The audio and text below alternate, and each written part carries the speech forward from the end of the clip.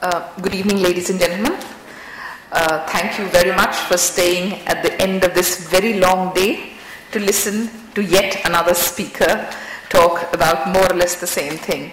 But I hope it wouldn't be too tedious to listen to me. In case you didn't catch who I was, my name is Rittika Parruck, and I work in the school team of the Education Department of the British Council. And before I set out any further, I'd like to say a little bit about the organization that I work for and why indeed we work in the education sphere. The British Council, as some of you may already be aware, is the British government's cultural relations organization. It's an NGO, so it's a part of the government, not a part of the government, but an extra governmental body whose chief work is in intercultural understanding. And one of the ways that we work most strongly through is education and society. And another strong part of our remit lies in the English and arts, the work that we do around training people in English and art. And I'm often, half of my life goes in explaining to people why does the British government invest in creating intercultural understanding through education and why we run the programs that we do in this country. The reason that we do this is because we believe that to create a peaceful, prosperous and sustainable world, it's necessary that the young people, not just here not just in Britain, but here in India and elsewhere in the world, need to be able to have good opportunities to prosper in life. So they need to be able to find employment, self-satisfaction. They need to realize the potentials within them. We also feel very strongly that young people need to understand that they are a part of the big picture, that they belong to a global community, and the issues of the global community is their issues, and they are able and empowered and capable of engaging with these issues, standing up and getting their voices heard. So, and we also believe that a large part of the big issues in the world are to do with sustainable development, sustainable prosperity.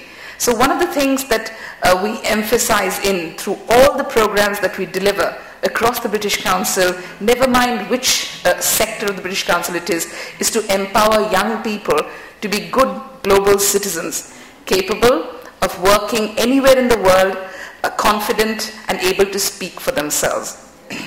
Now, as I said, since the British Council was essentially a cultural relations organization and it began working specifically in the school sector somewhere around in 2002, 2003, and when it began this work, it began in a very traditional manner. It began by bringing together schools in two countries to run teacher exchanges and student exchanges, which is the typical way that we go down the road. But very soon we realized that putting people of two different cultures together without giving them support to be able to understand and learn from one another was not going to work as well as if we could actually empower people to talk to one another, and that there is special need to develop intercultural skills, to have cross-border experiences that are positive, so that you don't come up with young people with xenophobia, young people who look at people in another part of the world and say how strange, but they look at people in other part of the world and are able to say actually how wonderful. So that's the kind of transformation that we wanted to bring about through our programs. And so we built around our partnership program a whole suite of professional development workshops, which we earlier offered face-to-face, but we soon realized that we weren't going to reach as many people as we would like to. Throughout the morning, you've been listening to incredible numbers with as many zeros as we cannot imagine in our head.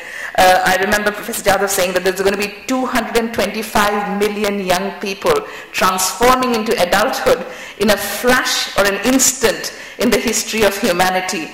And we have this one opportunity to get our education system right, so that somewhere in our old age we are able to say we did a good job, we've still got a world that works and it's peaceful. So that's the kind of position that we are from.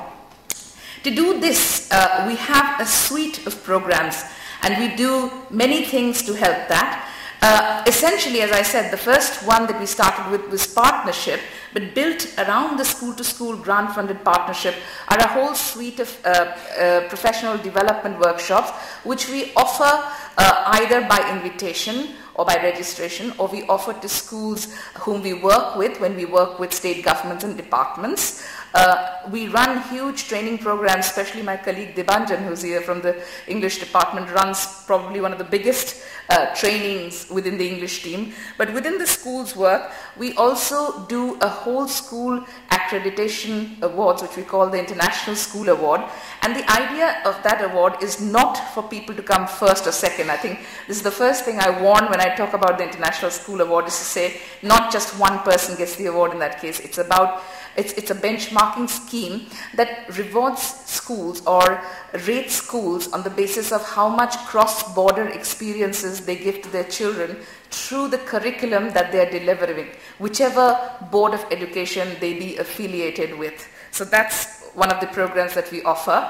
I will not speak for very long this evening, but to say that we have amongst our programs, and the one thing that I was looking for through the morning is we've been talking very seriously about education.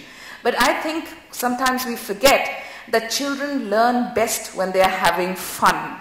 So we've kind of tried to gear all the program that we do to make learning intercultural skills, 21st century skills or whatever, as enjoyable as possible. So one of the programs that we have, we are experimenting with is to develop learning frameworks for using entertainment games for teaching analytical skills and scientific skills. So if you have a teenage son like I do at home, you must be spending endless hours telling him, monitoring and policing his computer time.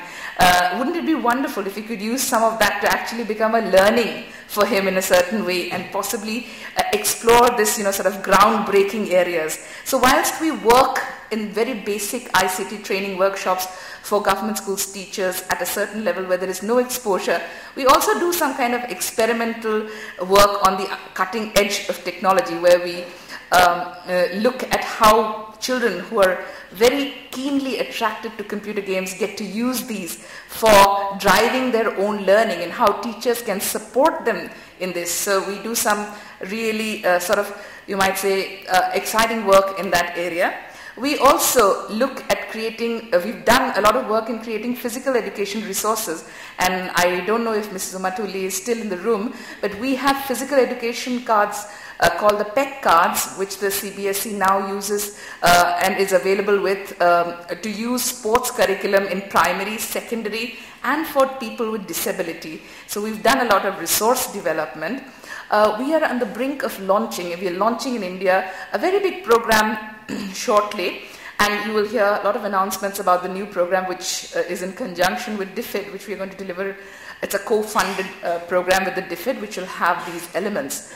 And before I leave you, I'd like to say that one of the very, very enjoyable ways that children learn is through sports. And in sports, we have the London Olympic Games coming up very soon. I don't have time to talk in details about all the things that we do, but I have bought some giveaways for some of you if you would like to take away. We bought out 2 books that work around using value education in, the Olympic value. So it's with value education. So on the 2 box over there, they're lying there. There are only a few copies, and I'm sure that they won't go around the room. But if you, there are leaflets there with the email address. So if you don't get a book, if the books go by the time you reach the number 2 box at the end of the session, then you can use the email address and write to us. And if you give us your school's detail, we will send you a copy of that book. So please also go on to our school's online website. See, we have lots on offer to help the sustainable development agenda and this, education within context in many different spheres, particularly in citizenship education, in use of ICT, and in English. So these are the 3 key areas. We hope you will enjoy the resources that we've put together, that it will help you and your school children learn about different countries, be confident travelers, go out into the world and really enjoy the experience and really celebrate themselves as a part of a global community. Thank you.